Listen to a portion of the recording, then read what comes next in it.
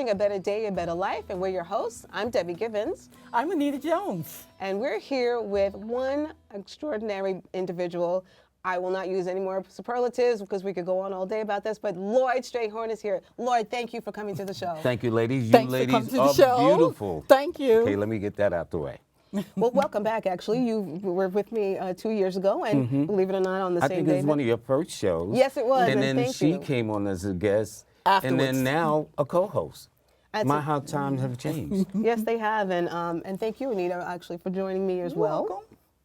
And Anita will have her own show in the future. Good, I'll where get her we will- autograph after this segment. Thank you. So Lloyd, there's many reasons why I brought you back on the show, but I'd like to start with actually your background. I've seen your website, and you've indicated that there were other things you used to do besides being an astronumerologist, which is your current profession. Yes, I'm a musician. I play flute.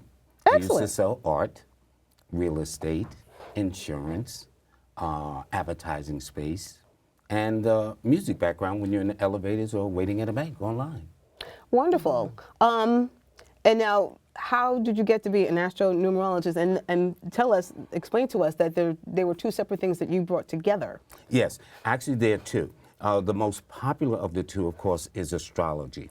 It's so interesting, even people who don't say they believe in it, if you ask what is their zodiac sign, they know it, which I think is interesting. So that's the older, more popular of the two. But actually, I correct myself, numerology is actually older. But astrology deals with a person's zodiac sign, the constellations, and it's interesting, all the information you need to do a chart has to be given in numbers. The month, the day, the year you were born, the time you were born, and the location. So if a person says, I'm born in New York City, well, each part of the world has a longitude and a latitude, which is determined by numbers that then tell you how the planets were flowing. Then you get into the older of the two sciences, which is actually numerology. And it was because I started blending the best of both worlds, I began to see all Virgos aren't shy, all Aries aren't aggressive, all Cancers aren't motherly, all Geminis aren't flighty, or whatever these stereotypical notions we get when we hear about zodiac signs. Right, So and it's you mentioned that. fascinating. Right, and you mentioned in the previous show with me that you started looking into numerology and putting the two together because there were some matchups that were intriguing to you. Yes. That could not be explained solely with astrology. Well, example, let's say in the last election of 2012, you had Mitt Romney, who's a water sign, married to his wife of many years, who's a fire sign. Well, astrologically, they will say water and fire don't mix. However, he's born on the 12th, so he's a water sign with a fire number, and she is born on April the 16th, and 1 + 6 is 7, which makes her a fire sign with a water number. So thus, I'm able to see these exceptions to the rule that I wasn't able to see it just with dealing with astrology alone. So, for example, you two are earth signs, which I think is great. You're a Taurus. She is a Virgo.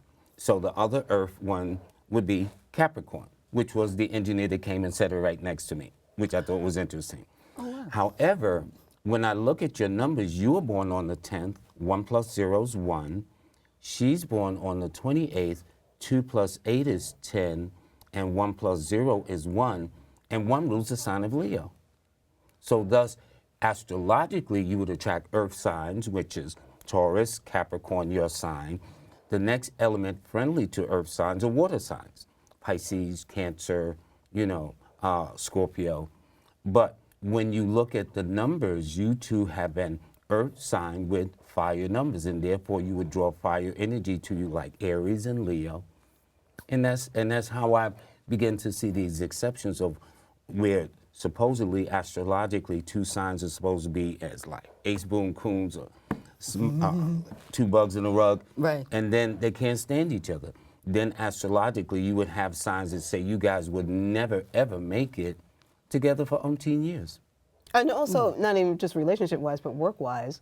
Yes. I find that, there's the Leos, and and I know that I'm pretty familiar with Leos because my brother's a Leo. But, I'm friendly with the Leos at work. And for some reason, I know all the Aries at work. Yeah, but again, it's the number really one, odd. your birth number rules Leo and Aries. So therefore, it kind of like solves for me the situation about why this sign, they say shouldn't get along with that sign, yet they do, all right?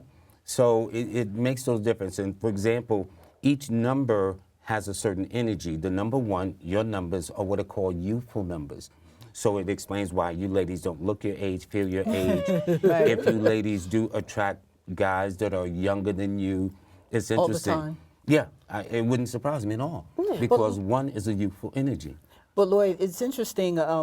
Many of the guys that I've dated have been Tauruses, and I looked it up, and that was my compatible sign. Was a Exactly, Taurus. because Taurus is an earth sign, Virgo is an earth sign, and Capricorn is an earth sign, okay? And then in numerology, your name has a certain attraction to it too. So for example, the name Debbie, D-E-B-B-I-E-S to 19, which is a 1. And do you spell it Anita, A-N-I-T-A? Yes. That has nothing but youthful numbers. Oh. Wow. Although your birthday suggested, though, when you were a young girl in the late teens, early 20s, you attracted much older men.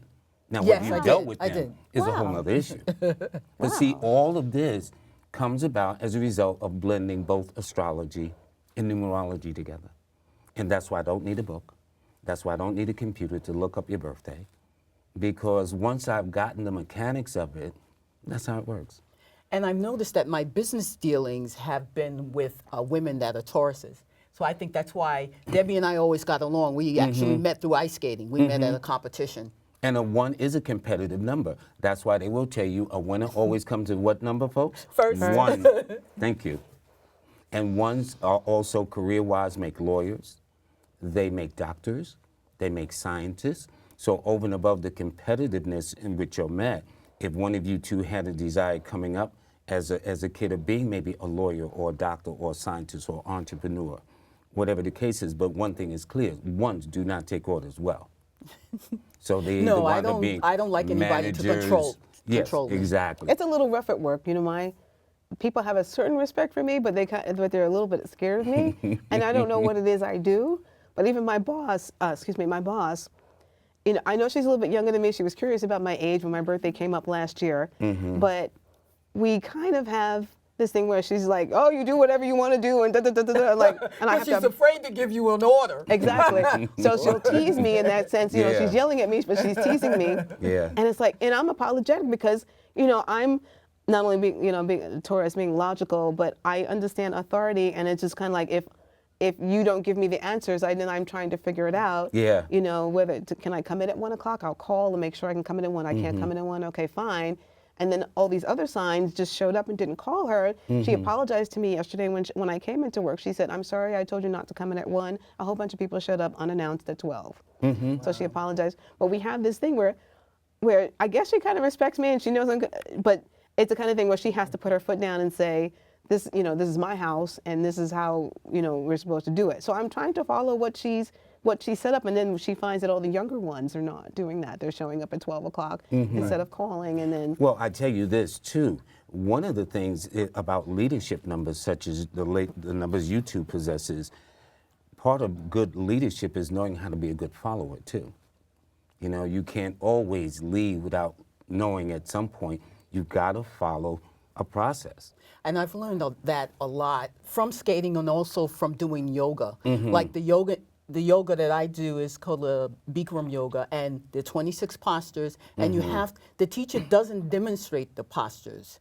She only gives dialogue. So you have to listen and you have to follow the instructions. Yes, exactly. So that's how I know that I'm a good follower. I can be a leader, but I'm a good follower because I follow instructions right. well. But there is a caveat, ladies.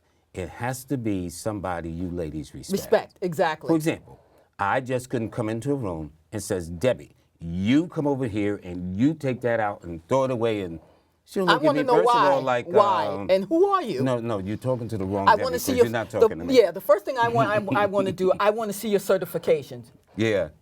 So you did what? And how are you certified to give those instructions? And that's very Virgo, isn't it? Yes. Yes, because Virgo, their nature is I analyze. You know what I'm Yes, saying? yes. And they're very analytical. It's interesting.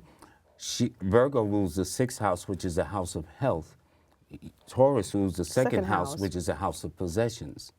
So if you notice, these are the two main components over and above relationships, which is possessions and definitely health. Because if you're not in any health, what can you say? I'm always working. I've always been like that. I've always been concerned with my health, not like a hypochondriac, but I always worked out. I always have a regimen every day. I do my aerobics, I do my But yoga, you I were go being skating. true to your sign. Yes. You see and what I'm saying? I've always been like that, and people know that I'm like that. That's my Yeah. reputation. Yeah, but that's, and you know, when you look at some of the great Virgo athletes from Althea Gibson to Jesse Owens, Wow. a whole list in that sense, you can understand why they were also trendsetters. Right, and possessions and belongings, and particularly home. You Yes. know, I can't say I'm a homebody because I'm not living in my own space right now. But of course, it's always a desire and a goal for me to get my own space, to get my own Well, apartment. Taurus and Virgos are earth signs, so therefore eventually you two will own at some point in time a piece of property or piece of earth, whether it's a lot, a home, something, but you will own it. So that's the least of the worries. Are we the type of people who are very steady? We tend to Well, plan earth signs ourselves are. yeah, we Earth plan signs, that's ourselves why they say someplace and we keep stay. your feet on The solid ground. Yeah. Very pragmatic, you know, so you guys can have a good time, but at the bottom line, at the end of the day, is about keeping it real. Right. You know what I'm saying? yeah. And they're earthy. To give you an example of character, let's say you see movies where the character just runs down the hall and just jumps out the window. Well, you two earth signs are not going to do that. Now, you might run down the hall, but you're going to look before you leave. Thank you. Exactly. And analyze that, or go, Yeah, yeah. is this logical that we leave? Yeah, Is there and a better way therefore to do things it? have to make sense Right, too. That's Right, part of that exactly, process. exactly. And then you two are number ones, which is mental by nature. So there be times when people will misinterpret you incorrectly as being cold, distant, detached, lacking in feelings or emotions, but Especially as a at work, number because one, it people has to don't make get to know you. sense. Yeah. It has to Yeah. make sense. What are we talking about? That's what's happening at work. My boss is a Sagittarian. Which is totally different energy. Yeah. So, 'Cause and that's at the your work, you're entertainment dealing with side. someone who. I deal with lawyers. Yeah, but I've always been at work since. I've always had the feeling since I've been in the workforce that work is separate from play. So I try to avoid bringing any personal issues to work. Well, Work is if work half to me. the people could do that, it would be better. Right. I just want to help people to help them. And there's nothing wrong with that, but number ones don't think like that. Number one is a reasoning number. Right. That's why romantically, it would be in any person's best interest to mentally stimulate you rather than to just outright say, okay, can you disrobe? Because your thing is, excuse me, do I know you? Right. You see what I'm saying? So gonna everybody's got analyze their it. styles. Yeah. And I'm going to look at, do I trust that? Or Yeah, Right. yeah, exactly. And who are you? And what is your certification? Yeah, yeah, exactly. That's that Virgo. No, and I like that because people have asked me, I mean, I have a lot of skills, and they're all over the place, which means they don't add up to something. And a friend of mine who was an Aries, she would say to me, oh, well, you could teach figure skating. I'm like, oh, no. I said, just because I can go around the rink and do a few tricks doesn't mean I can teach figure skating. Not that I don't believe my ability, but I always worry about the certification. I said, I'm not qualified to teach somebody else. I said, I would feel guilty showing you, Lloyd, who's never had Yeah, skating, yeah. how to do a spin or how to skate down the ice when I have not competed, I haven't got my credentials on that. And who knows, maybe I teach you something wrong and you end up doing it wrong for the rest of your life. But sometimes you do try to maybe teach people what you do know, even if you're not an expert. Oh, okay. But especially if in your skating skills there's something you know you got down, like a twist or pirouette, or I don't know what that's what they call it. But the point is, you can still show that to a person. Now, if they want to take it to a next level, yes, you need a professional certified coach or something of that nature. But I would say, just to share what you know, is that's a fun part too. I feel in certain things in skating, I'm confident that I could teach someone, Exactly. but not everything. I feel that I could show them to a certain level, but then I would let them know. You're going to have to get someone with more But that's the whole certification. purpose of your book. Yeah, you're going to have to get, if you want to go, like if you want to learn triple jumps, you're going to have to go to so-and-so and Yeah, so-and-so. yeah. And I'm not afraid to, I don't think that discredits me or anything like that. No. I mean, for example, you may have mastered the triple jump, but don't feel you could teach it to somebody who would like to. Right. Thus, you then send them to somebody who is really qualified to Right. really see their potentials in the beginning and help them reach that point of, 3 On the times. flip side, that's teaching learning. A number one, Yeah. for example, I don't know your learning style, but I'm a combination of visual, hands-on, and having to read it or visualize, see it visually in a book or YouTube. I mean, you can learn a lot of things on That YouTube. is me too. You can talk to me, and I'll maybe ask you to repeat it a couple of times, but shown to me visually, once you do, I have it. So, but everybody has their respective learning style, as well as teaching styles. Yeah, I'm visual too. Like when I just, when I'm trying to learn when I was first learning my yoga, I had to see people doing the different postures first. And I could listen to the dialogue, but I had to see the bodies doing Yeah, it. exactly.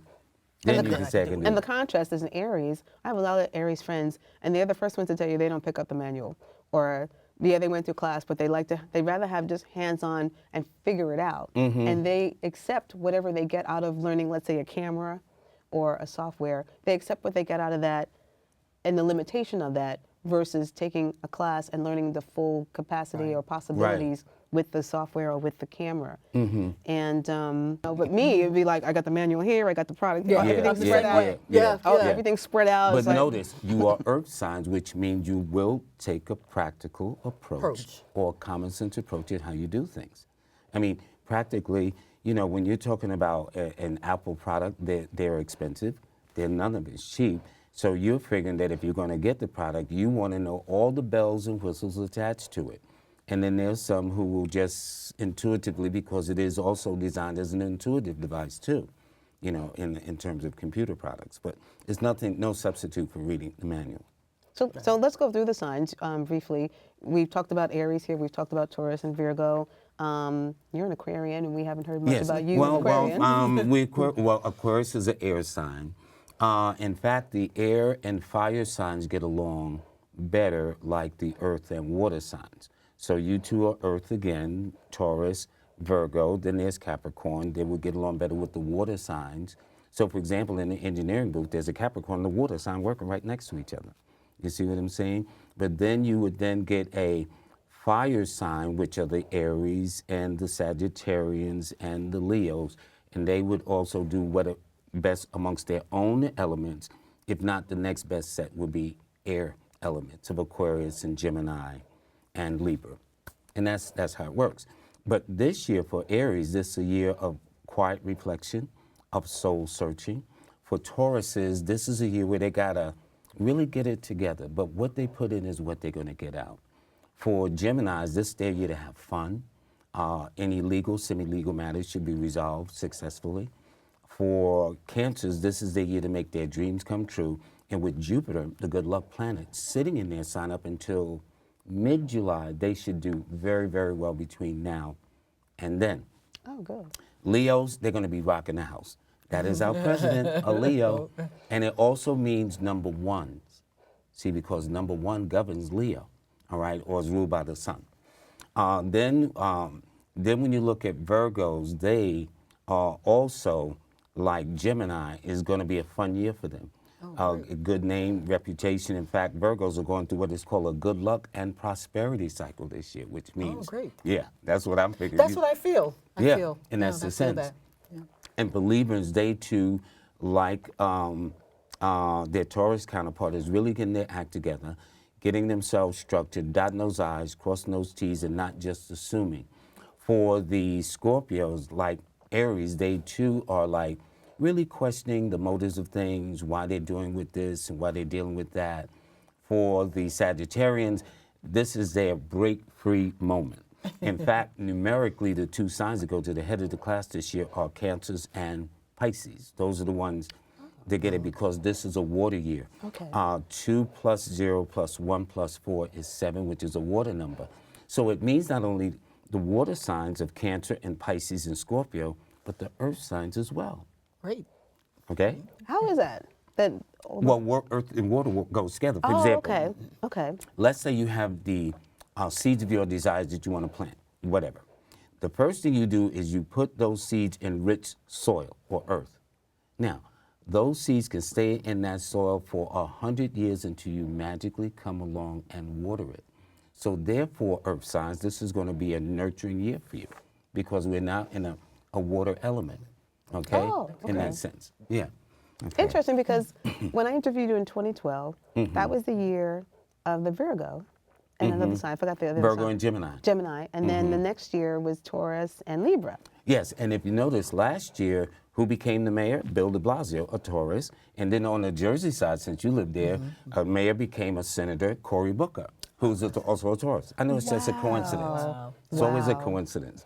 And so when I said 14 months before President Obama became elected the first time that he would become president, it was simple because 2008 adds to a 10. And in fact, that was a very important year for you too, because 2008, when you take those zeros out, that was the 28. So I know in some way, shape, or form, in the fall of 2009, in the 2008, that was a very, very important year for you. It was. Was it? It was. Can you share anything that was? 2008, I went to sectionals. I did the sectional competition. I did Wow. 4 events, and I medaled in all 4. Wow. Yeah, but notice, Wow. and if you notice, 2 plus 0 plus 0 plus 8, you take those zeros out, there's her birthday. You should have done well too. Maybe not to a greater degree because that year, when you take those numbers out, actually added to 28, but it was still the year of the 1. So thus you being a 1, Anita being a 1, the president being a Leo, which is ruled by the number 1. And so, yeah, that's why I was able to say it 14 months in advance. So his numbers are the 4, 1, and 5.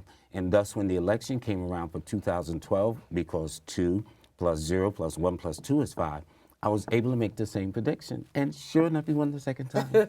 I know that's too simple, though. Well, continue with that, because that was one of the things I wanted to mention. Not only did you call it both times, but you also mentioned that in 2016, the presidency, I guess, numerology and astrology-wise, would also be won by a Democrat. Well, will be Yeah. won by a Democrat. Explain that. Well, okay, well, first of all, for the Capricorns and the Aquarians and the Pisces, let us not leave them out because we got distracted. Oh, with yes, the yes, yes, Sagittarius, sorry. Yes, please, that's right. We did leave yeah, them out. because no, you will get letters or whatever from email, okay? Sorry about that, So guys. for, funny, for Capricorns, this is their romance and finance cycle, okay? To fall in love, to fall out of love, to make money, property, whatever the case is, this is their year to die for in that sense, symbolically.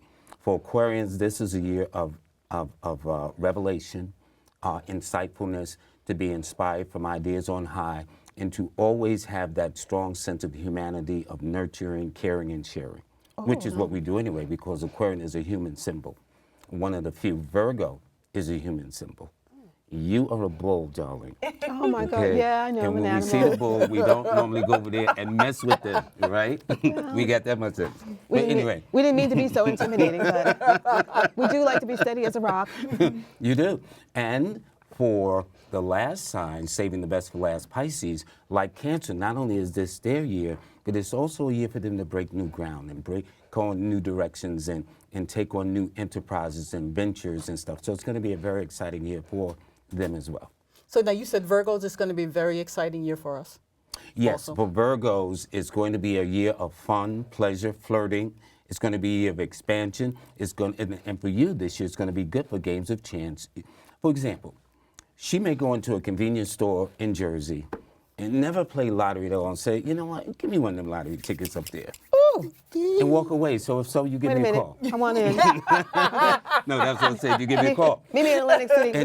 And then when I was interviewed on a couple of TV shows here in New York about these major lotteries, I explained that 9 times out of 10, it is the machine that picks it, not me picking my children's birthday, my parents' birthday, my brothers and sisters' birthday, or lucky numbers always, but almost always the big one, the machine will pick it. Okay, so prosperity for Virgos, and what is it for Taurus this year? But Taurus is getting it together. Getting it together. Yes, I have that feeling. But what Well, you we're starting- put I in see is that what in you you, get Debbie. back. I see that But in what you Debbie. put in is what you get back. So yes, you may be pressed. Yes, you may be hard work. But boy, you're going to be more than compensated. I see that for Debbie because every day I talk to her, she's organizing things. She's setting things up. She's setting up her shows. I mean, she sends me emails. This is what we're going to do on Yeah. the 4th. This is what we're going to do on the 5th. Yeah. We got to get things done.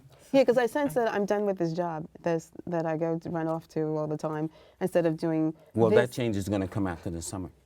I was thinking it would come sooner. If I mean, I don't want to force it because I want it to be natural, to go with the flow, with the cosmos and the universe. But I have asked God for some big favors.